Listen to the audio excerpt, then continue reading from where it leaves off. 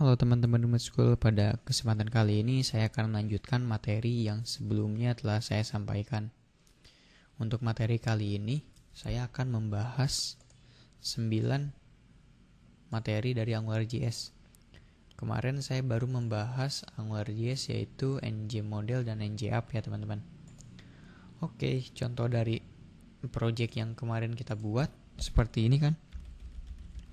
Jadi ketika saya masukkan inputan di teks, maka hasilnya akan tampil di sebelahnya. Oke, coba teman-teman sekarang buka source editornya masing-masing. Di sini saya menggunakan source editor dari Atom. Nah, ini project yang kemarin kita buat teman-teman. Oke, coba sekarang kita bahas materi dari pertama dulu nih, NJInit. Oke, fungsi dari NJInit itu yaitu memberikan nilai default terhadap objek. Jadi kita memberikan nilai awalannya teman-teman. Caranya yaitu menggunakan NGinit. Oke, sebagai contoh coba teman-teman masukkan nj strip init sama dengan, nah, NGinit ini isinya name sama dengan Doomsday School. Kita memasukkan nilai default Doomsday School di variabel name yang telah ada di NG-Model. Oke, sekarang coba teman-teman simpan. Coba sekarang jalankan di browsernya masing-masing. Nah, ini fungsinya dari NGinit yaitu memberikan nilai default. Jadi setelah kita refresh, dia akan otomatis ada isinya nih teman-teman. Kita udah tentukan di sini yaitu isinya Doomsday School dengan relationnya yaitu variabel name di sini. Oke, jika sudah paham, sekarang kita akan lanjut ke materi selanjutnya, yaitu cara membuat modul di AngularJS.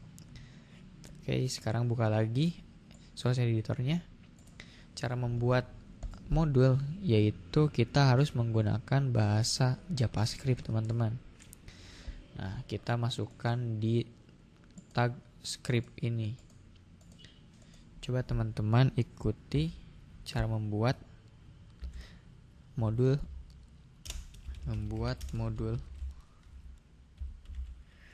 Nah, caranya cukup mudah teman-teman. var test sama dengan angular modul dalam kurung myapp, nah ini cara membuat modul di AngularJS teman-teman. Variabel tes, nah ini kalau tes ini terserah namanya mau apa aja teman-teman, sama dengan angular.modul myapp. Nah, myapp ini akan kita gunakan di NGapp ini. Jadi namanya harus disamakan teman-teman. Oke, cara membuat modul di AngularJS cuman segini teman-teman, cuman satu baris. Sebenarnya kalau kita cuman membuat modul ini tidak akan ada gunanya teman-teman. Sebenarnya gunanya yaitu pada controller di materi ketiga ini, yaitu sebelumnya ada controller wajib harus adanya modul. Oke, sekarang kita langsung ke materi yang controller. Di sini kita akan membuat controllernya teman-teman. Membuat controller. Oke, cara membuat controller coba teman-teman ikuti test.controller sama dengan tanda kurung my controller, function $scope. Nah, ini cara membuat controller teman-teman. Nah, untuk ini penutupnya dan ini isi dari controller tersebut. Nah, my controller di sini nanti kita akan masukkan di sini. Kita harus membuat lagi nih teman-teman yang namanya ng controller sama dengan namanya disamakan aja teman-teman, my controller. Oke, jika sudah, sekarang kita akan memasukkan nginit ini, kita akan hapus. Jadi kita akan memberikan nilai defaultnya di controllernya teman-teman. Kita hapus. Nah, maka ini tidak akan ada nilai defaultnya lagi. Sekarang kita tentukan nilai defaultnya di controllernya. Oke, untuk controller, variabel test ini harus disamakan nih dengan yang di model .controller. Nah, ini cara membuat controllernya harus pakai controller. My controller dia nanti akan disamakan dengan ngController di sini. Function $scope. $scope ini tidak bisa dirubah ataupun tidak bisa sesuka hati. Misalkan teman-teman $data. Ini tidak bisa karena ini sudah settingan dari AngularJS-nya. Caranya membuat nilai default yang tadi menggantikan nginit yaitu dengan cara $scope .name sama dengan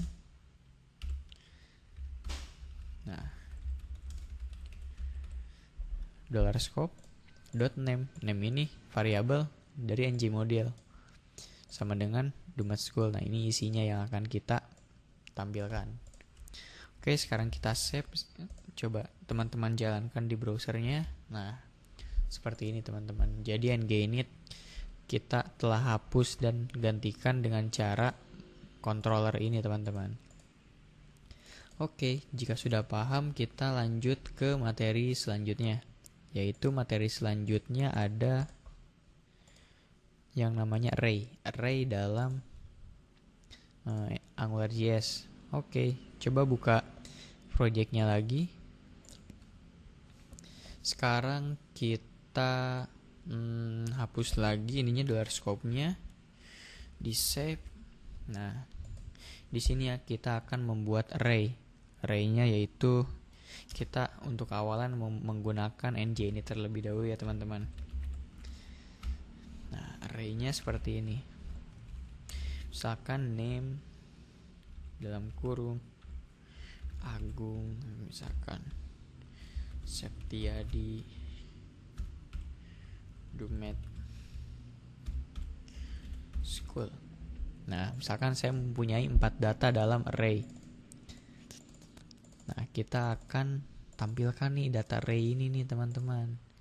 Coba sekarang teman-teman ini dihapus terlebih dahulu. Dihapus. Nah, ganti sama ULLI. Nah,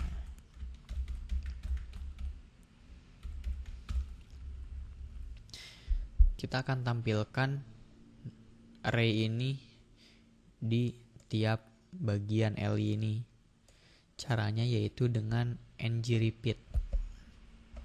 ngRepeat ini yaitu untuk melooping data sesuai array-nya di sini.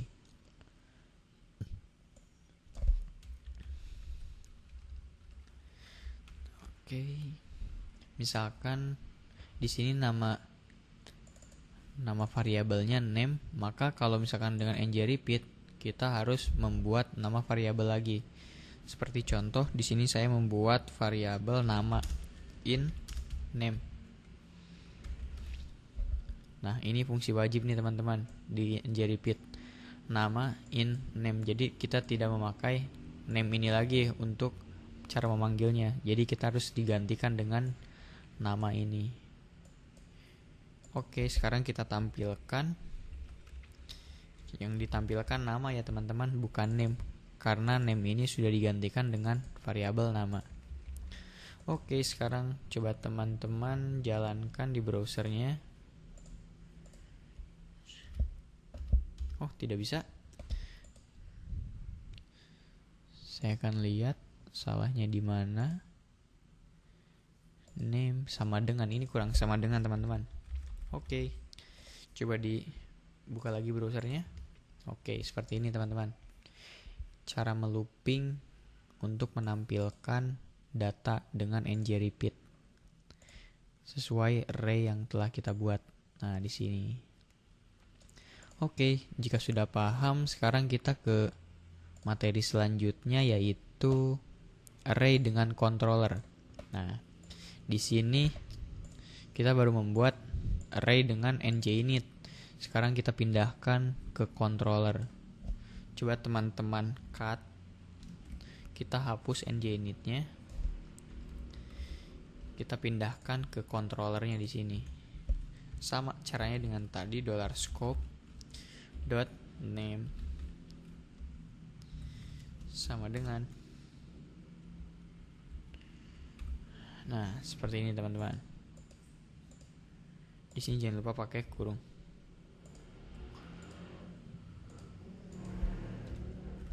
Oke, coba teman-teman jalankan di browsernya.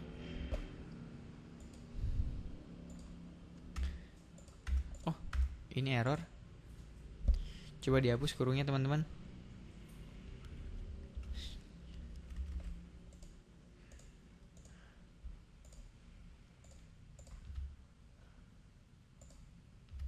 Oke, seperti ini ya.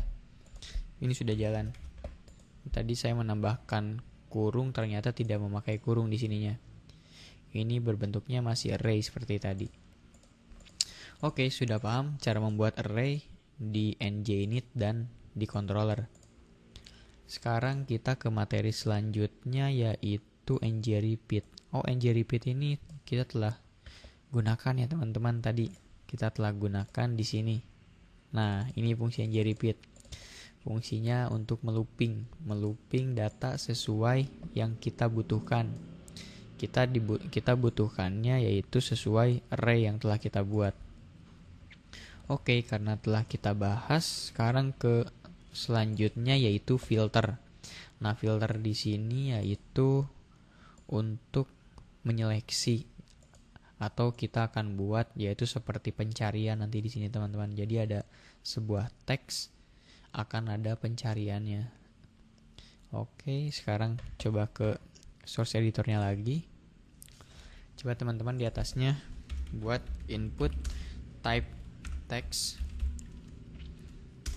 ngModel sama dengan hasil.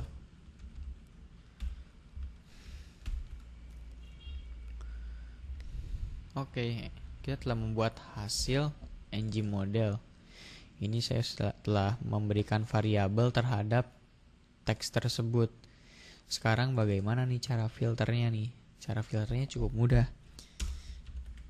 Filter titik 2 hasil.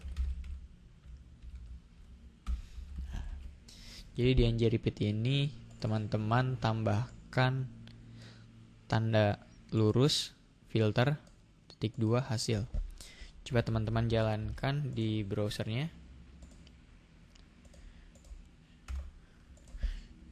Oke, seperti ini teman-teman. Jadi pencariannya langsung live tanpa ada loading. Ini seperti kalau kita pernah bertemu dengan Ajax ya, seperti ini contoh dari Ajax. Kita bisa membuatnya di AngularJS. Oke, jika sudah bisa, sekarang kita akan ke materi selanjutnya yaitu uppercase. Nah, uppercase ini yaitu memberikan nilai besar terhadap tulisan. Contoh, di sini saya memasukkan di controllernya yaitu dengan huruf kecil semua teman-teman, gak ada huruf besarnya nih. Saya akan rubah huruf kecil ini menjadi huruf besar saat outputnya nanti di sini. Caranya cukup mudah, sama seperti ngrepeat, kita tambahkan hanya seperti ini teman-teman, uppercase. Oke, coba sekarang teman-teman jalankan. Nah, maka si tulisannya akan besar otomatis karena kita telah setting di sini. Oke, sekarang kita langsung ke materi selanjutnya yaitu lowercase. Kalau lowercase berarti lawannya dari uppercase. Uppercase membuat huruf menjadi kapital, kalau lowercase menjadi huruf kecil semua. Oke. Di sini coba teman-teman buka source editornya lagi. Saya akan rubah Misalkan hurufnya kapital nih.